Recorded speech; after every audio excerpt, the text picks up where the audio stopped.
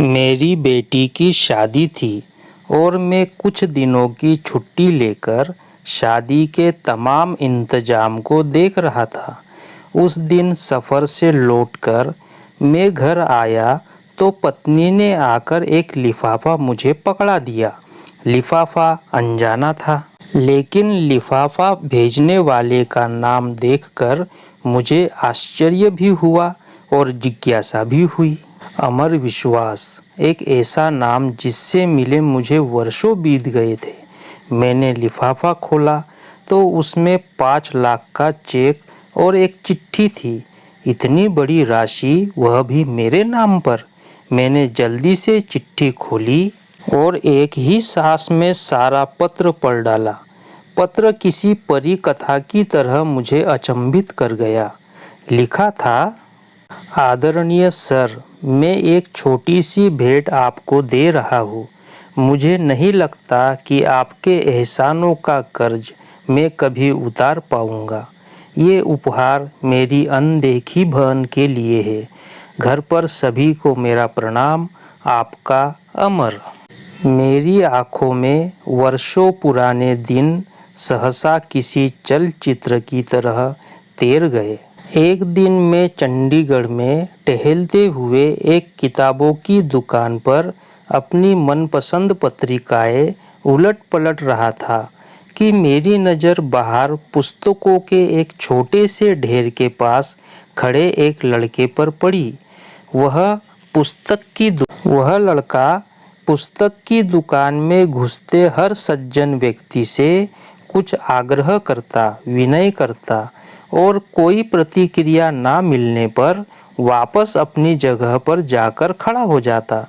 मैं काफ़ी देर तक मूक दर्शक बनकर यह नज़ारा देखता रहा।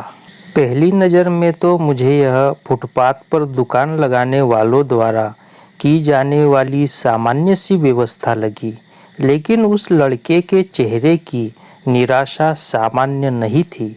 वह हर बार बड़ी आशा के साथ अपनी कोशिश करता, लेकिन उसे फिर वही निराशा हाथ लगती। मैं काफ़ी देर तक उसे देखने के बाद अपनी उत्सुकता दबा नहीं पाया और उस लड़के के पास जाकर खड़ा हो गया। वह लड़का कुछ सामान्य सी विज्ञान की पुस्तकें बेच रहा था। मुझे देखकर उसमें फिर उम्मीद का संचार हुआ और बड़ी ऊर्जा के साथ उसने मुझे पुस्तकें दिखानी शुरू की। मैंने उस लड़के को ध्यान से देखा। साफ सुथरा, चेहरे पर आत्मविश्वास, लेकिन पहनावा बहुत ही साधारण था। ठंड का मौसम था और वह केवल एक हल्का सा स्वेटर पहने हुए था। पुस्तकें मेरे किसी काम की नहीं थी, फिर भी मैंने जैसे किसी सम्मोहन से बंधकर उससे पूछा, बच्चे, ये सारी पुस्तकें कितने की है? उसने कहा, आप कितना दे सकते हैं सर? मैंने कहा, अरे तुमने भी तो कुछ सोचा होगा। आप जो दे देंगे वो ले लूँगा, लड़के ने थोड़ा निराश होकर बोला। तब मैंने पूछा कि तुम्हें कितना चाहिए? मेरी इस बात से अब तक उस लड़के ने यह समझना शुरू कर दिया कि मैं अपना समय उसके साथ गुजार रहा हूँ। उस लड़के ने कहा, 5,000 रुपये। मैंने कहा, इन पुस्तकों का कोई 500 भी दे दे तो बहुत है। मैं उसे दुखी नहीं करना चाहता था, फिर भी अनायास ही मेरे मुंह से ऐसा निकल गया। अब उस लड़के का चेहरा देखने लायक था, जैसे ढेर सारी निराशा किसी ने उसके चेहरे पर उड़ेल दी हो। मुझे अब अपने कहे पर पछतावा हुआ। मैंने अपना एक हाथ उसके कंधे पर रखा और उससे सांत्वना भरे शब्दों में फिर पूछा, देखो बेटे, मुझे तुम पुस्तक बेचने वाले तो नहीं लगते। क्या बात है, साफ साफ बताओ कि तुम्हारी क्या ज़रूरत है? तब वह लड़का जैसे फूट पड़ा। शायद काफ़ी समय निराशा का उतार चढ़ाव अब उसके बर्दाश्त के बाहर था। उसने अपना दुख बताना शुरू किया। सर, मैं 10+2 पास कर चुका हूँ। मेरे पिता एक छोटे से रेस्टोरेंट में काम करते हैं। मेरा मेडिकल में चयन हो चुका है। अब उसमें प्रवेश के लिए मुझे पैसे की ज़रूरत है। कुछ तो मेरे पिताजी देने के लिए तैयार है, कुछ का इंतजाम वह अभी नहीं कर सकते। उसकी यह दुख भरी बात सुनकर मैंने उससे मंत्रमुग्ध होकर पूछा कि तुम्हारा नाम क्या है? अमर विश्वास, उसने बताया। तब मैंने उसे कहा कि तुम विश्वास हो और दिल छोटा करते हो, कितना पैसा चाहिए बताओ। उसने बड़ी दीनता के भाव से कहा, 5,000 रुपये चाहिए सर। तब मैंने उससे कहा कि अगर मैं तुम्हें यह रकम दे दूं तो क्या मुझे वापस कर पाओगे? इन पुस्तकों की कीमत तो इतनी है नहीं। तब उसने कहा कि सर आपने ही तो कहा कि मैं विश्वास हूँ, आप मुझ पर विश्वास कर सकते हैं। मैं पिछले 4 दिन से यहाँ आता हूँ। आप पहले आदमी हैं जिसने इतना पूछा।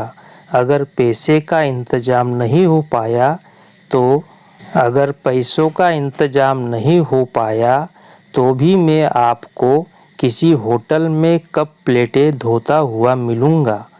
उसके स्वर में अपने भविष्य के डूबने की आशंका। उसके बात में ना जाने क्या बात थी जो मेरे जहन में उसके लिए सहयोग की भावना तैरने लगी।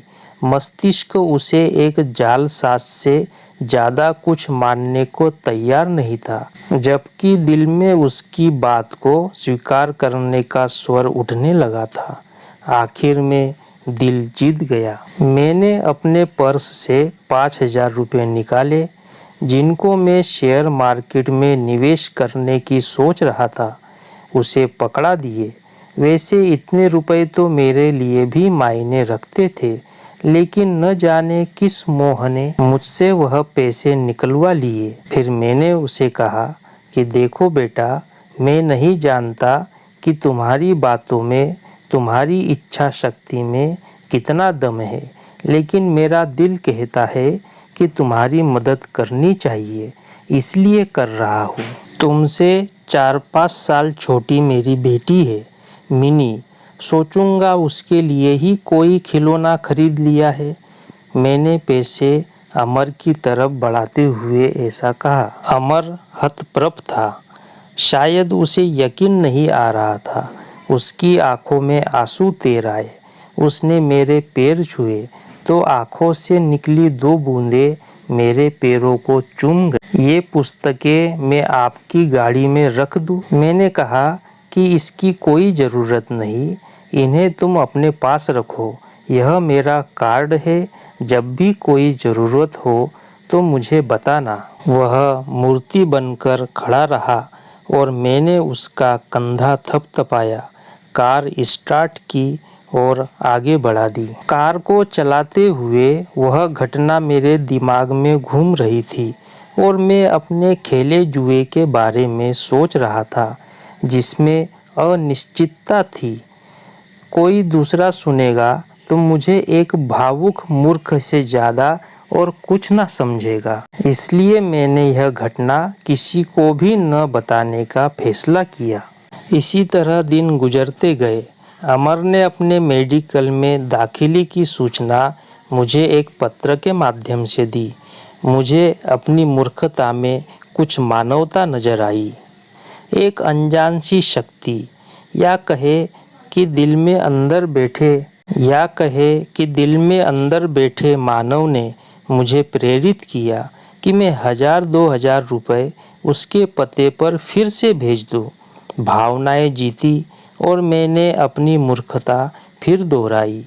दिन हवा होते गए। 2 लाइन मेरे लिए, 1 लाइन अपनी पढ़ाई के लिए और 1 लाइन मिनी के लिए, जिसे वह अपनी बहन बोलता था। दिन हवा होते गए।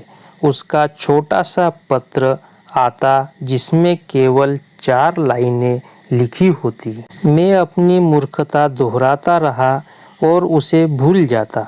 मैंने कभी चेष्टा भी नहीं की कि उसके पास जाकर अपने पैसे का कैसा उपयोग किया जा रहा है ये भी देखो। ना ही कभी वह मेरे घर आया।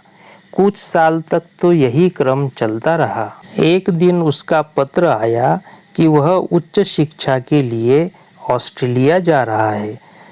स्कॉलरशिप के बारे में भी बताया था और एक लाइन मिनी के लिए लिखना वह कभी नहीं भूलता था। मुझे अपनी उस मूर्खता पर दूसरी बार फक्र हुआ।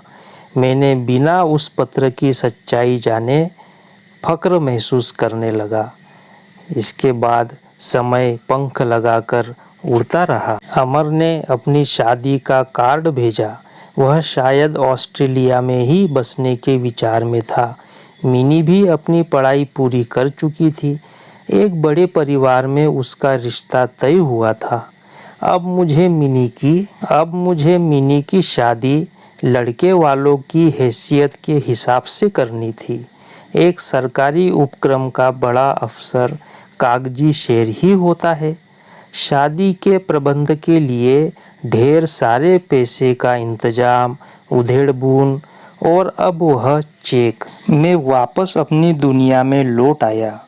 मैंने अमर को एक बार फिर याद किया और मिनी की शादी का एक कार्ड अमर को भी भेज दिया। शादी की गहमा-गहमी चल रही थी। मैं और मेरी पत्नी व्यवस्थाओं में व्यस्त थे और मिनी अपनी सहेलियों में। एक बड़ी सी गाड़ी पोर्च में आकर रुकी। एक शख्स के लिए ड्राइवर ने गाड़ी का गेट खोला। उस शख्स के साथ उसकी पत्नी, जिसकी गोद में एक बच्चा था, वह भी गाड़ी से बाहर निकले। अपने दरवाजे पर जाकर खड़ा हुआ तो लगा कि इस व्यक्ति को पहले भी कहीं देखा है। उसने आकर मेरी पत्नी और मेरे पैर छुए। सर, मैं अमर, वह बड़ी ही श्रद्धा से बोला। मेरी पत्नी अचंभित सी खड़ी थी। मैंने बड़े गर्व से उसे सीने से लगा लिया। उसका बेटा मेरी पत्नी की गोद में घर सा महसूस कर रहा था। मिनी अब भी संशय में थी। अमर अपने साथ ढेर सारे उपहार लेकर आया था। मिनी को उसने बड़ी आत्मीयता से गले लगाया।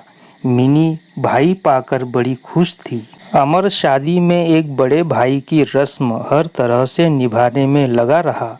उसने न तो कोई बड़ी जिम्मेदारी मुझ पर डाली और न ही मेरे चाहते हुए मुझे एक भी पैसा खर्च करने दिया। उसके भारत प्रवास के दिन जैसे पंख लगाकर उड़ गए। इस बार अमर जब ऑस्ट्रेलिया वापस लौटा तो हवाई अड्डे पर उसको विदा करते हुए न केवल मेरी बल्कि मेरी पत्नी, मिनी, सभी की आंखें नम थी। हवाई जहाज ऊंचा और ऊंचा आकाश को छूने चल दिया और उसी के साथ साथ मेरा विश्वास भी आसमान छू रहा था। मैं अपनी मूर्खता पर एक बार फिर गर्वित था और सोच रहा था, विश्वास पर ही दुनिया टिकी हुई है। हर जीव में ईश्वर है। हमें सभी की निस्वार्थ भावना से सेवा करनी चाहिए।